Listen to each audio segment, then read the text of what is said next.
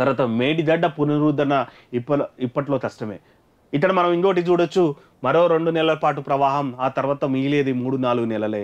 So ఇక్కడ చూడొచ్చు మనకు మేడిగడ్డ దగ్గర బ్యారేజ్ కుంగిందన్నటువంటి మాట మనం ఎలక్షన్ ముందల చూసినటువంటి ఉంది.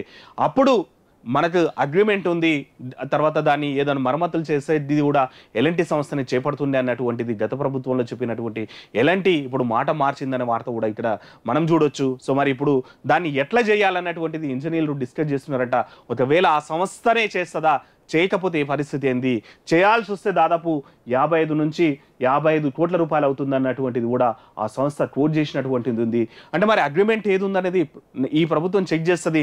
ఎందుకంటే గతంలో ఏదైనా సరే మనం వెహికల్ తీసుకున్నా సరే, మనం వెహికల్ తీసుకున్నామంటే దాని సమ్ పీరియడ్ ఆఫ్ టైం వరకు దాని ఫ్రీ సర్వీస్, దాని మెయింటెనెన్స్ అనేది ఆ కంపెనీ తీసుకుంటుంది. వెహికల్ అయినా సరే, ఓ టీవీ అయినా సరే, ఏదైనా సరే మనం ఒకటి తీసుకున్నామంటే 1 year or 2 years దాని మెయింటెనెన్స్ ఉంటుంది. మరి ఈ మేడిగడ్డ కాంట్రాక్ట్లో ఎట్లాంటి టర్మ్స్ అండ్ కండిషన్స్ ఎల్ఎన్టీ పెట్టుకున్నదో తెలవాల్సింది.